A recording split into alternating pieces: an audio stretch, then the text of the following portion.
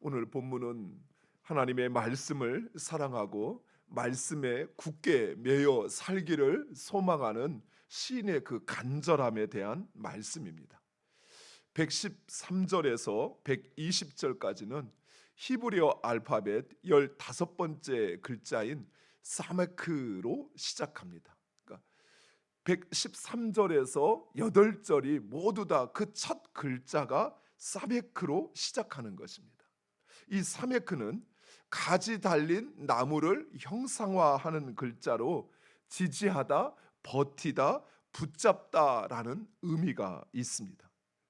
시인은 지금 두 마음을 품은 자들, 곧 겉으로는 하나님을 사랑한다 하면서도 정작 하나님의 말씀대로 살지 않는 자들의 방해와 미움으로 고통을 당하고 있습니다. 두 마음을 품은 자들은 자신도 하나님의 말씀대로 살지 않을 뿐만 아니라 다른 사람도 하나님의 말씀대로 살지 못하도록 충동질하고 도전을 합니다. 실제로 우리 성도들이 세상에서 그리스도인으로 사는데 가장 어려운 것, 가장 힘든 것 중에 하나가 바로 이러한 두 마음을 품은 그리스도인들 때문이라고 합니다.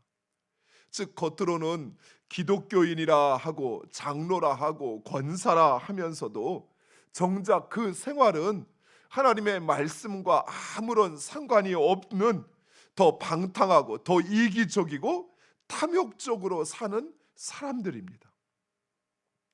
더욱이 그들은 자신들만 그렇게 사는 것이 아니라 다른 기독교인들에게도 그렇게 살아도 아무 문제 없다라고 부추기고 있는 것입니다.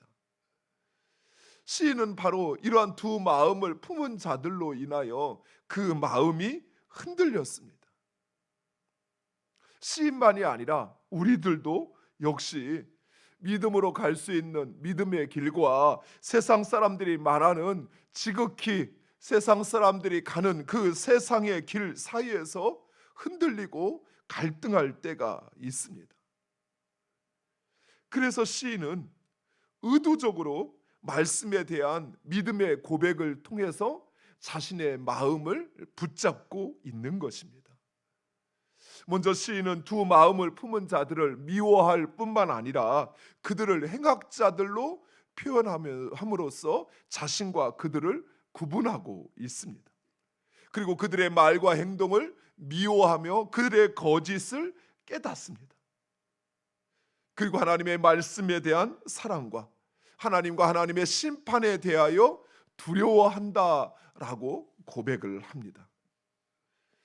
사랑하는 성도 여러분, 우리의 인생의 앞에는 언제나 믿음의 길과 세상의 길이 놓여져 있습니다.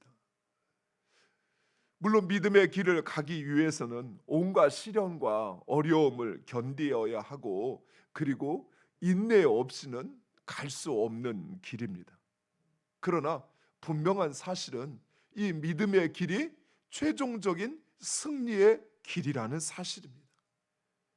그래서 그 길을 떠나는 순간 당장은 내 삶이 편하고 내 삶이 좋을 수 있습니다. 그러나 그 길은 결국 멸망의 길이라는 사실입니다. 사랑하는 성도 여러분, 또한 우리가 분명히 알아야 할 사실이 있습니다. 이것도 아니고 저것도 아닌 것은 아무것도 아닙니다. 적당히 믿는 것은 믿지 않는 것과 같다는 사실입니다. 어설픈 순종은 또 다른 불순종이라는 사실입니다. 내가 하나님의 말씀대로 살려고 발버둥 치고 노력을 했는데 그랬는데 고작 이것뿐이면 하나님은 그것을 받으셔요.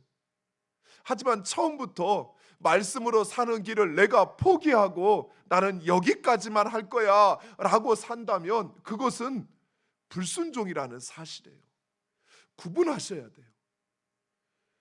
내가 말씀대로 살려고 그 말씀에 순종하려고 몸부림치고 최대한 노력을 했지만 그랬는데 내가 한 걸음밖에 나아가지 않았다면 하나님은 우리의 그 한 걸음을 인정해 주시고 우리를 착하고 충성된 종이라 칭찬하실 것입니다. 그런데 처음부터 나는 그렇게 살 수 없어. 예수 믿어도 난 그 길은 갈 수 없어 하며 스스로 그렇게 나 자신을 제한하고 단정해 버린다면 그런 삶은 아무리 큰 일을 한다 할지라도 하나님이 인정하지 않는다는 사실이에요. 사랑하는 성도 여러분, 여러분의 마음을 말씀 위에 굳건히 세우시기 바랍니다. 우리를 향한 하나님의 사랑은 영원합니다. 변하지 않으십니다. 또한 주의 말씀은 영원히 쇠하지 않습니다. 사람의 약속도 세상의 방식도 바뀝니다. 변합니다. 시대가 바뀌면 사람도 바뀌고 세상도 바뀌어요.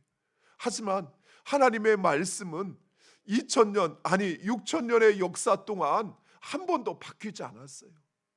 말씀은 여전히 이 세상을 사는 가장 지혜롭고 승리의 길이라는 사실입니다.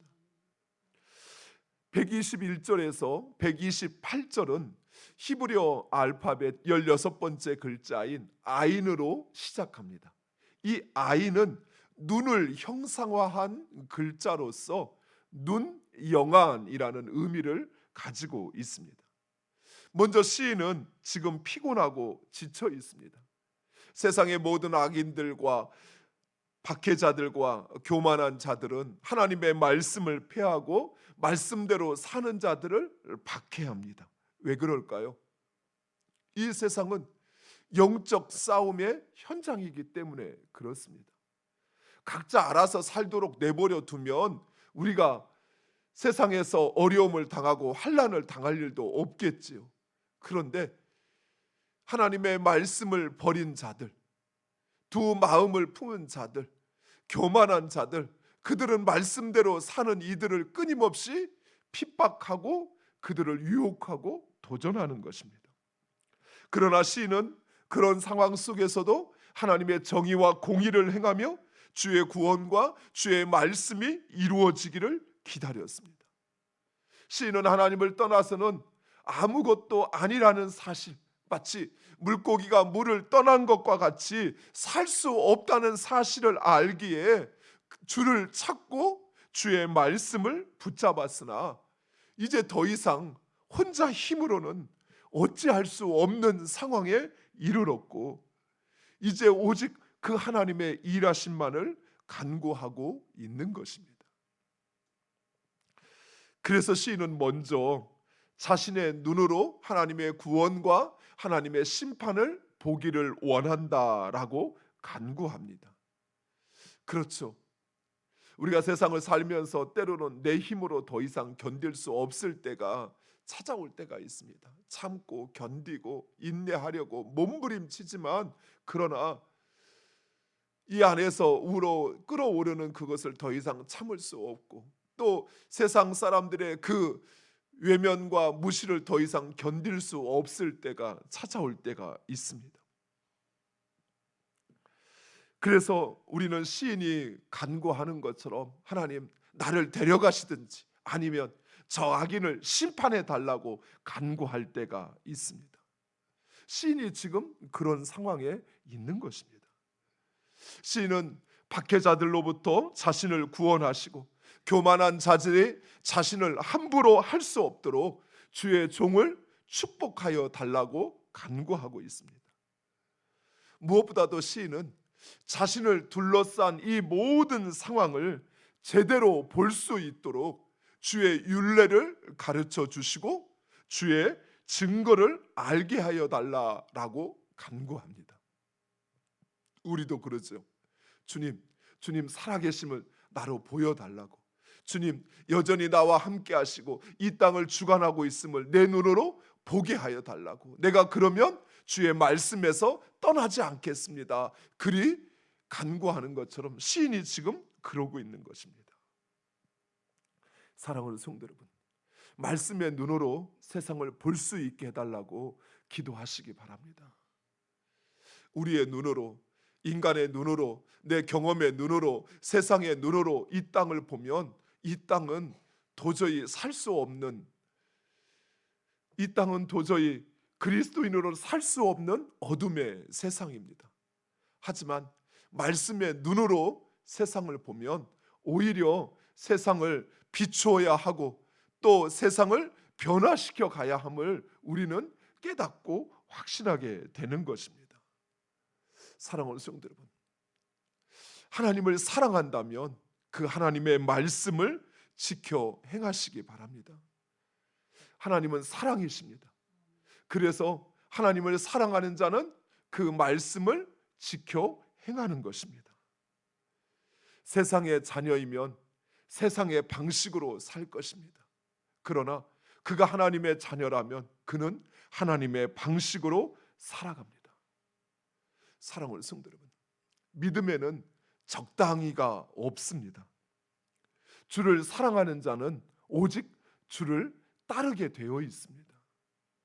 그런데 우리는 적당히 더웁지도 않고 차지도 않은 미지근한 상태, 한쪽 발은 세상에 한쪽 발은 교회에 이렇게 걸쳐놓고 있으면서 이것도 저것도 아닌 삶을 살아갈 때가 있습니다. 그것은 아무것도 아니에요. 믿음에 적당히라는 말은 없습니다. 믿음이면 믿음이고 세상이면 세상입니다. 사랑하는 성도 여러분, 내가 하나님의 자녀라면 하나님의 자녀는 당연히 하나님의 방식을 따라 살아갑니다.